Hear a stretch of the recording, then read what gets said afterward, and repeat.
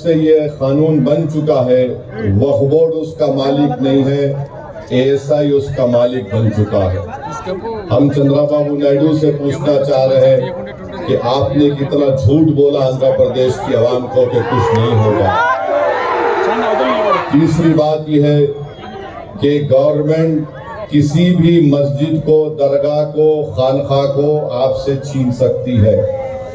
आप इस खुशफहमी का शिकार मत रहिए, नहीं हमारे पास है, ये है गवर्नमेंट। कुछ भी सेक्शन 3C उठाकर पढ़ लीजिए आप। और फिर इसमें ऐसा कानून बनाया गया कि लिमिटेशन का कानून लागू कर दिया गया। अगर कोई 20 साल से 12 साल से 20 साल से वक्त की जायदाद पर काबिज है तो चंद्रबाबू नायडू उसको मालिक बना रहे। हम चंद्रबाबू नायडू से पूछना चाह रहे हैं, आपकी एक तरकारी की दुकान है हेरिटेज के नाम से, अगर वहां पर कोई 20 साल से कब्जा करके बैठ गया तो मेरी हो जाती, आपकी रहती।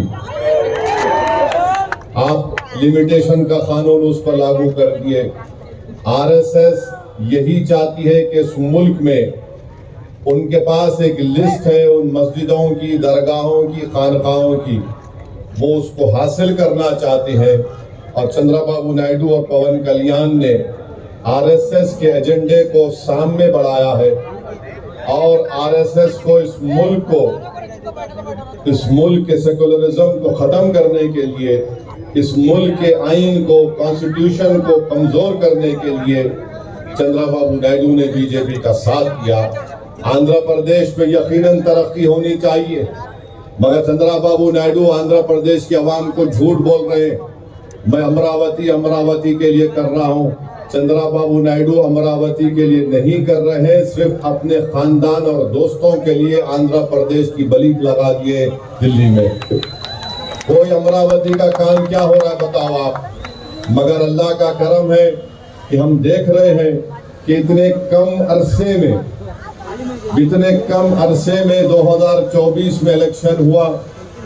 आंध्र प्रदेश की आवाम में अभी से चंद्रबाबू नायडू के खिलाफ गुस्सा पैदा हो चुका है और मुझे यकीन है कि इंशाअल्लाह ताला ये गुस्सा और बढ़ेगा और चंद्रबाबू नायडू को इलेक्शन, जब कभी भी लोकल बॉडी के इलेक्शन होंगे या अगर कुछ भी इलेक्शन हो, मेरी आपसे गुजारिश है कि आप इसका मौसर जवाब दीजिए। हमारे जो भाई तेलुगु देशम पार्टी में बैठे हुए हैं, अगर नायडू आपकी बात को नहीं सुनता, आप निकल जाओ पार्टी छोड़ के, पार्टी को।